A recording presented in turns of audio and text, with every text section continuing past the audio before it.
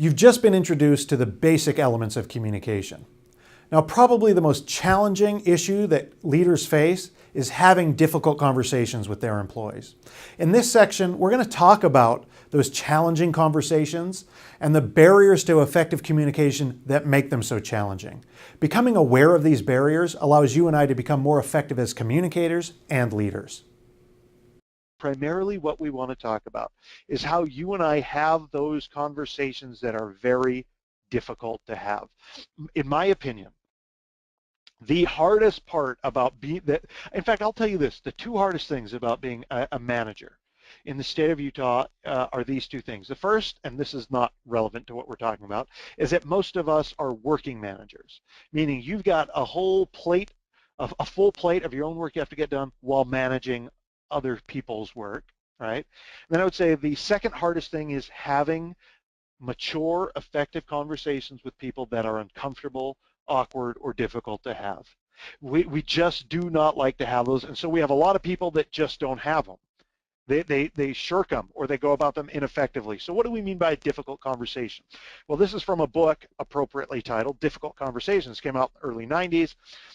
Some experts from Harvard said anytime we feel vulnerable or our self-esteem is implicated, when the issues at stake are important or the outcome uncertain, when we care deeply about what is being discussed or about the people with whom we are discussing it, there's the potential for us to experience the conversation as difficult. So think about this, right?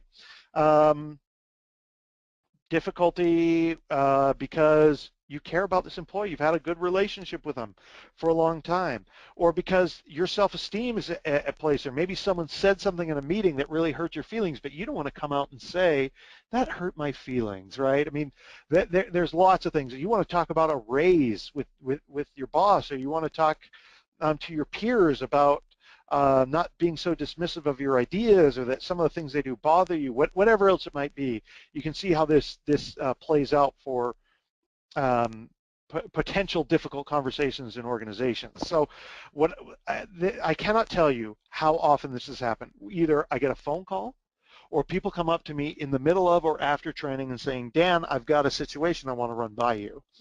And you know, I'm not like I'm an expert, but I'm a listening ear, right? They say, let me tell you about a difficult circumstance I'm facing with an employee or with my boss, or you know, whatever else it might be. They share with me the circumstance, let's say in this case with an employee, and I say, okay, well, tell me what happened when you talked to the employee. And almost invariably they say, oh, well, I haven't talked to him. And I say, well, that's what you need to do. So there are no magic bullets. They just don't exist. No panaceas, anything like that in management and leadership interactions. Yet if anything came the closest, it would be being willing and to have and knowing how to navigate difficult conversations. Okay, being assertive and confident enough to actually have them and then handling them the right way. So how do these play out for managers and leaders in organizations, right? Well, performance management is a huge issue. When someone's performance is not up to snuff, that's a difficult conversation. What about when there's change involved? Generally speaking, people resist change. They don't like it, and you and I don't like to be the ones that have to say to them, I'm sorry, your schedule is changing. We don't know how to broach that. Maybe there's conflict we have to resolve. That's unpleasant, that's difficult. Most of us haven't been trained in that. What about when we're dealing with organizational politics, right? You want we have some excess funds at the end of the fiscal year. Your team wants it, my division wants it. How do we talk about that, right? That's organizational politics. And you see what I put at the bottom here, anything and everything else. Because it just seems to me that there is that potential. If we take difficult conversations as defined by the experts, everything you do as a supervisor, manager, or leader could potentially have those difficult elements to it.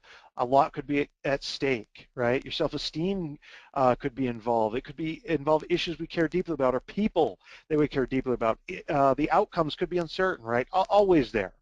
So before we jump into what it is that you and I have to balance to have these conversations, let's talk about some of the very common barriers to communication. What is it? If every single one of us can communicate in one form or another, we all can. What makes it so difficult? What makes it so challenging? Let's talk about these barriers to communication. The most difficult thing, the biggest barrier to effective communication is the illusion of transparency. And look at George Bernard Shaw, playwright, who said the single biggest problem in communication is the illusion that it has taken place. The illusion of transparency is this. I spoke to you, I'm your boss, let's say, and I spoke to you about something. It could not have been more clear in my mind what I was asking you to do. But because of this illusion of transparency, I thought I communicated well. You didn't quite understand, or you completely misunderstood. I get frustrated, and then I think you're a slacker or some other thing when you don't carry it out the way that I thought was so transparent in my mind. I assume that our language is identical and that you saw it the exact same way that I did. You and I cannot take for granted that communication has taken place because a sender and a receiver was involved. Okay, that there is simply too much else going on. So that's the illusion of transparency. What else happens? Well, what about filtering? That is barriers to communication, or something that keeps it from happening effectively is maybe I filter what I say to you because maybe if I'm speaking to an employee and giving them they need to improve their performance, I don't want to hurt their feelings. So I say it in wishy-washy. Instead of telling an employee that they need to change a lot of X, Y, and Z if they're ever going to get promoted, I say, well, the committee just didn't like you this time, so keep on working.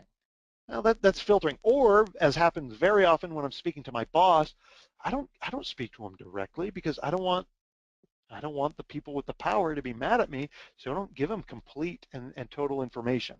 And then, of course, there's just perception and emotions. If it's a difficult conversation, emotions are involved, right? And we tend to, if I go and tell you something, if I give you some constructive feedback and you're having a really bad day, that communication is going to be different.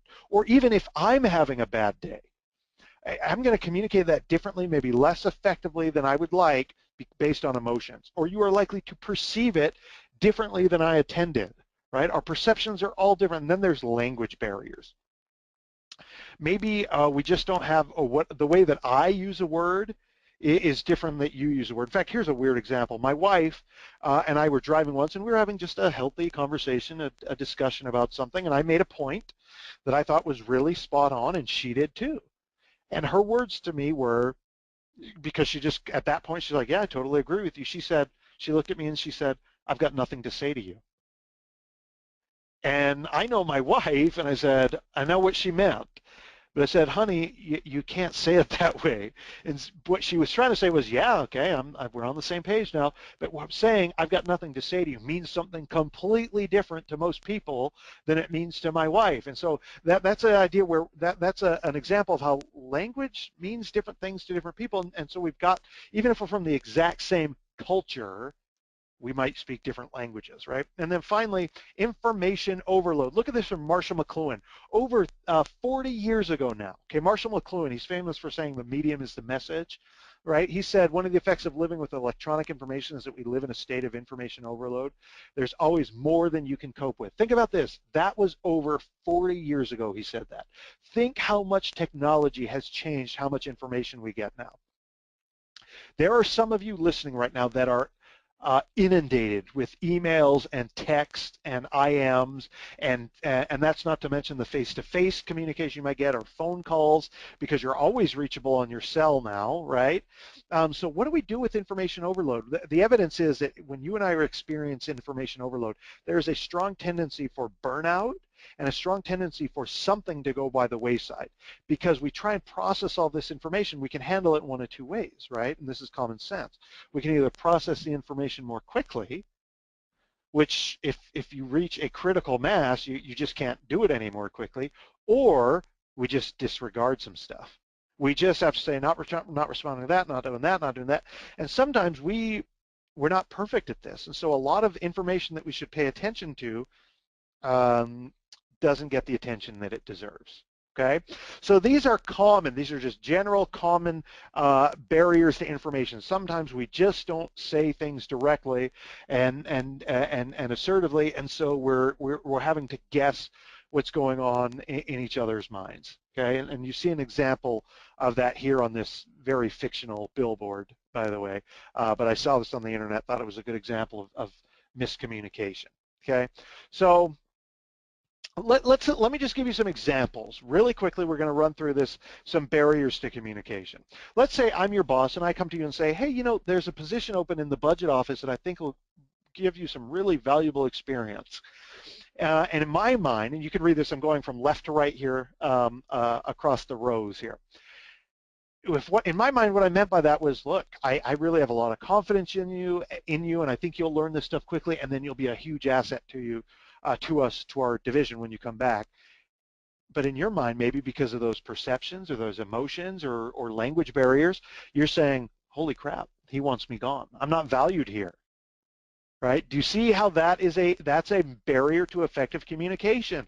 And if there's that illusion of transparency, if I'm not aware of that illusion of transparency, that this fallacy that, well, I couldn't have been more clear. I told you that it's valuable experience and it'll help you. Doesn't that show you that I care about you and support you and think highly of you?